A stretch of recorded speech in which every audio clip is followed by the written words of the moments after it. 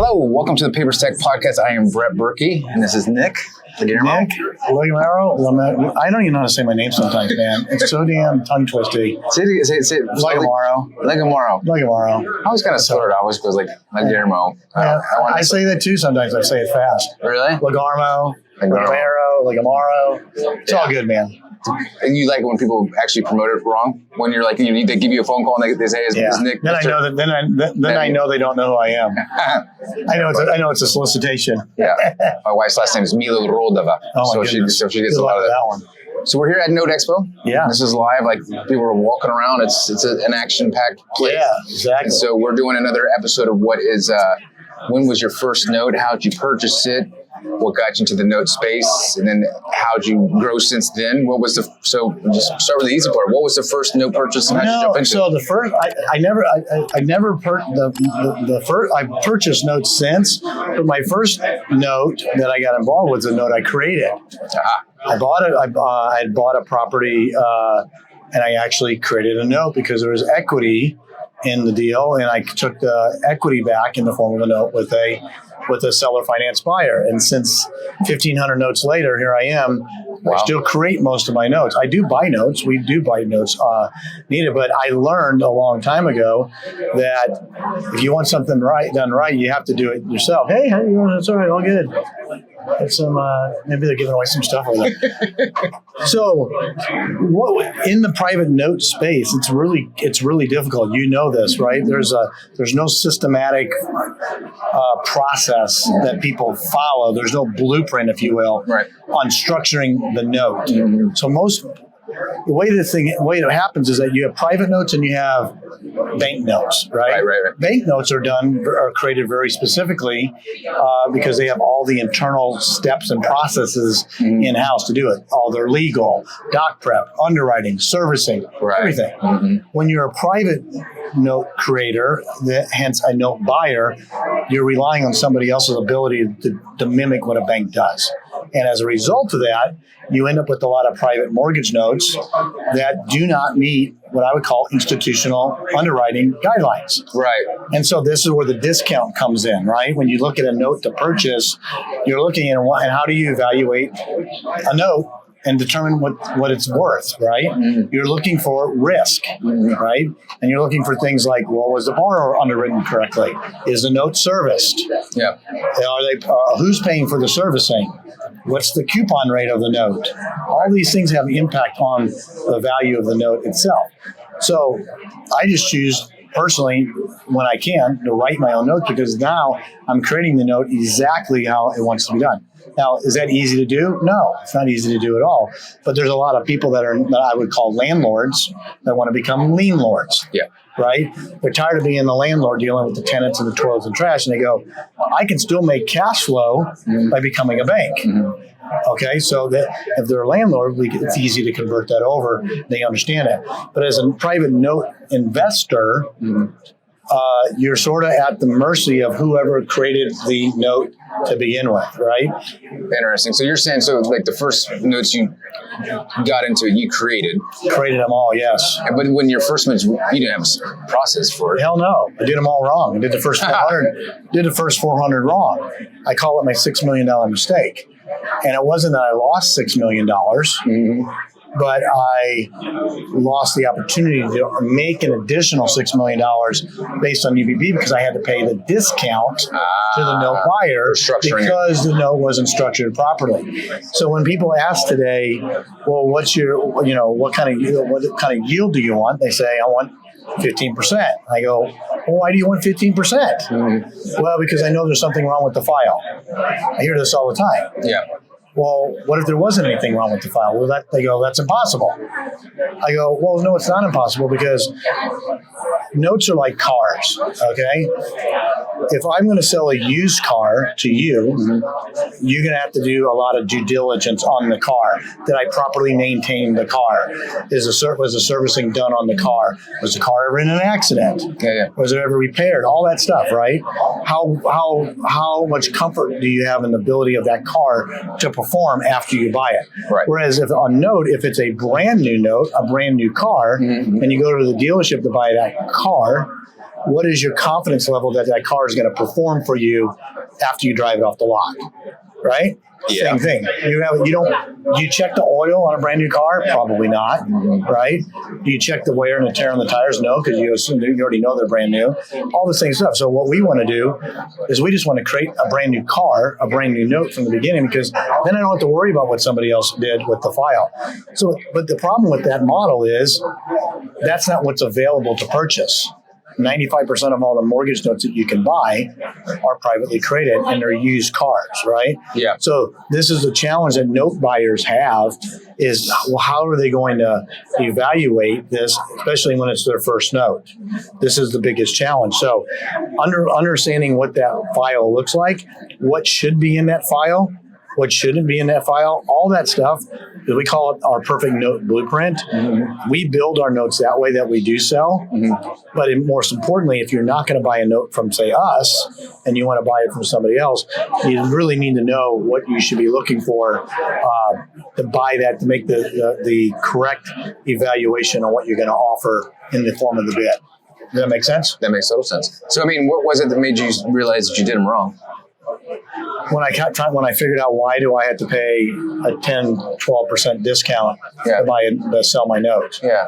Why? Because I had a friend at the time. This is probably 2012, and he was selling. He worked for a bank, and they sold. They didn't warehouse anything. They sold it. They table funded basically a lot of these notes. So think of Wells Fargo. You go borrow a loan, get Wells Fargo to lend to you. Wells Fargo turns around and sells that mortgage immediately. Not even the ink's not even dry yet. Mm-hmm. To somebody on Wall Street, hedge fund, PE group, whatever, and they're selling this notes that have a 4% coupon on them at 105% of the UPB. Yeah, I've seen that. And I'm going, how's that possible? And you're telling me I got a note that's got a 10% coupon, and you want me to sell it to you for 85, 90 cents on the dollar? Mm-hmm. What's the difference? There is no difference. The borrower is still underwritten correctly. So I learned that it's just it's perception, right? If the note is perceived to be bad from the beginning that you're trying to buy, then you're going to try to buy it at a bigger discount. If the note is perceived to be good from the beginning, you're willing to pay a premium. That's what Wall Street does. Family offices do. Insurance companies. Mm. They're not nearly as concerned about the yield as they are about the performance, because they know that the bank underwrote it correctly. You can't predict the future of how somebody's going to perform on a note, right? Mm. But you can assess the risk based on what it is. So that's why we create and we sell these notes too. We create the notes and then we sell the note from the very beginning, but we utilize best banking and business practices to create that note, how we set up servicing, how we set up underwriting. So at the end of the day, we're mimicking what Bank of America, Wells Fargo, Chase would do, but in a private environment. How'd you learn that? I've been doing this 23 years. Oh, that's how I learned it. In fact, we sold it. The company that I used to have, a private creating note company, we sold to a federally chartered bank. Really? Yeah, back in 2018. And so I learned a lot about what professional institutions look for and what they need and what they buy. Fortunately, we were 85% of the way there. So now we just structure and do it a little bit differently. So that's ultimately the thing. It's just really how do you take a note? Because everything's worth something, right? $100,000 note, depending on how it's underwritten and what the collateral file looks like, it's worth what somebody's willing to pay for it at the end of the day. And I go back to the car analogy, right? You can have two identical, we're in Texas, Ford F-150 pickup trucks, white with tan interior. Okay, both have 100,000 miles on them. One is in pristine condition, and one is beat the crap. Which one is worth more money? The pristine condition. More than likely, right? Yeah. Which one do you have more confidence is going to perform for you moving forward? Pristine one. Exactly. And notes are no different, right? So if you have a note that has horrible underwriting, doesn't have a 1003 I-3 application from a borrower, for example. It's self-service, all that stuff. Those are red flags. I'm not saying that will be a problem, but could be a problem, more so than if it was done like a bank. Right. That makes sense. So that's where we are on all this stuff. So there's plenty of note opportunities to buy out there. It's just really for a person that's really going into this as a first deal, it's really important that you align yourself with somebody that has the capacity and skill sets to understand what should be in that file, in my opinion. Interesting. Okay. So yes. Okay. So making sure that you, what's that Eddie Speed saying? Bake the cake. You only get one chance to bake the cake. Right? Bake the cake right. I ruin all these things, but like it's something like that. Well, but it's great. But that's a great analogy, and I have not heard Eddie say it, but it's like if you go bake a cake, it's not only baking the cake, but it's also how you prepare to bake the cake, right? Yeah. You have the list of the ingredients, right? Right. Well, you don't add the 2 eggs after you bake it in the oven and put them on top. Right. That's not going to be worth what you're ultimately coming. Actually, it wasn't cakes; it was cookies. Chocolate chip cookies, right? Okay. But anyway, you don't follow instructions. You don't put that little teaspoon of baking soda in the cookies. Yeah. It looks so irrelevant, but it makes a big difference, right? A half a point on underwriting on a note, on a promissory note, is a huge difference. Not charging a borrower for the servicing affects the yield on the other side. Big difference. Not escrowing taxes and insurance and letting the borrower be responsible. Huge difference on the value. So I always go back to the same thing. I go, what would Bank of America do? Okay, how would Bank of America write that note that I would be buying? Would they allow the borrower to self-service? No. I mean, they would do it themselves. Would they allow you as a borrower to pay your own taxes and insurance? Absolutely not. So why would I want to buy a note from somebody that maybe has done that? Now, I will buy notes like that, but I'm going to have to fix all that. Is that something I want to fix? And even if I don't want to fix it, I'm okay with the borrower because I've done enough evaluation. I'm just going to pay him. It's a bigger deduction. It's a bigger discount. Okay. So yeah, everything's got a value. If all that stuff is done incorrectly, well, I'm still willing to buy that note, but mine now might be buying it at 40 cents on the dollar instead of 95 cents on the dollar. Right. So it's all relative. Okay. I get that. Yeah, that makes total sense. So yeah, if you're out there and you're looking at notes, those are things you need to evaluate. 100%. That's what I would be looking at, and that's what I tell people to be looking at, because it's only a problem when it becomes a problem, right? Right. So those things that people should be looking at is like, was this done with an RMLO? Was it done with an RMLO? Is it actually a deed of trust? Is it a mortgage? Is it a contract for deed? Yeah. A lot of people write notes using contract for deeds. Never understood it. I do understand it, but why doesn't Bank of America do contracts for deeds? Are we smarter than them? I would think probably not. Right. Mm-hmm. They don't write contract for deeds because they don't have to write contract for deeds because they write the debt correctly from the beginning, and they're protected because they have a lien position on the property, and if the borrower doesn't perform, they're going to come and solve that problem. Right. Okay. So contract for deeds, I never really liked them to begin with. Texas, we don't do contract for deeds anyway, and there's a reason why. So there's nothing wrong with it. I'm just saying, ask the question why it was done that way, and then start doing it. Because in the note space, we call it scratch and dents, right? We're looking for all the scratch and dents on the note to determine the value. Because if we got to fix those scratches and dents, going back to the car analogy, that's a cost, right? If I got to re-underwrite the buyer and restructure it, there's a cost. How does that affect my yield? All those things. At the end of the day, we just don't want a problem. But if a problem does arise, we want to make sure that we're able to solve it. It's not a problem until it's a problem. I can drive down the freeway right here 100 miles an hour without wearing my seatbelt. But if I get in an accident, I probably wish I had my seatbelt on. Right? That's it. Yeah. So it's not a problem until it's a problem. So this is the biggest thing that I see with but people that want to buy notes are a great investment strategy. I would never buy Tesla stock, Amazon stock. I would buy a promissory note all day long because I have the property as the collateral on my debt that what I bought. You go buy Tesla stock and it goes down 20%. You don't go call Elon Musk going, hey dude, stock's down. Why don't you throw me a couple Model S's? It don't work that way, right? But they say, well, that's the inherited risk of you buying the stock, right? Or wait, maybe it goes back up. Promissory notes, what I love about them as an alternative investment is that the house, usually a house, secures the investment.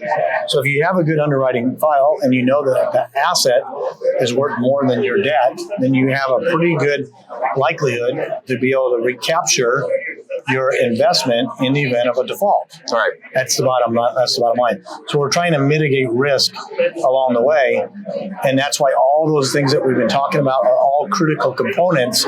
So in the event of a problem that may arise, you at least have the best chance of remedying the situation because of good underwriting, good paper, good management, servicers, the whole 9 yards. So the message is, if you're on this site or looking for notes, make sure that it's structured properly. Yeah, and if you can't find it perfectly structured because there's a lot of it's not, then you need to be able to figure out how do you assess the risk relative to, what is the upside gain relative to the downside risk?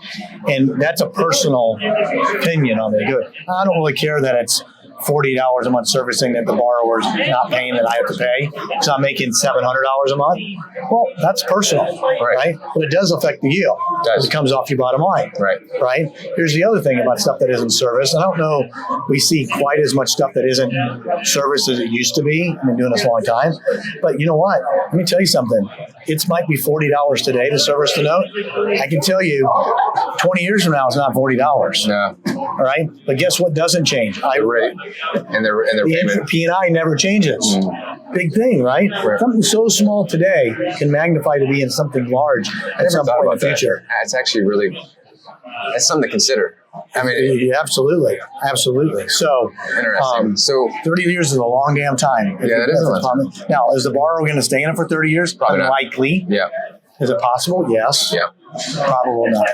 That's interesting. Yeah. Okay, so cool. So for anybody that's watching this, the main takeaway is make sure you look at the note and make sure it's structured properly. If you had some advice for someone that was a new note investor getting into the space, what would be your piece of advice? Just get proper education. Honestly, and make sure you get it from a trusted provider of education, because I use the bear analogy, right? I don't have to be fast when I'm getting chased by a bear. I just got to be faster than you. But faster than you doesn't mean it's fast, right? Right. So I don't have to be the same with education. I don't need to be smart. I just need to be smarter than you if I'm going to provide you some information. Well, if you don't know anything I know is smarter. But is that the best? Probably not. Right. There's a lot of great educators out there that have really good things. I say vet whoever you get. We're at Eddie's Note Expo. One of the most knowledgeable people on the planet that can actually help facilitate that. There's Tracy and Fred. Rui, super smart. We do a little bit of it ourselves at USA Note Pro.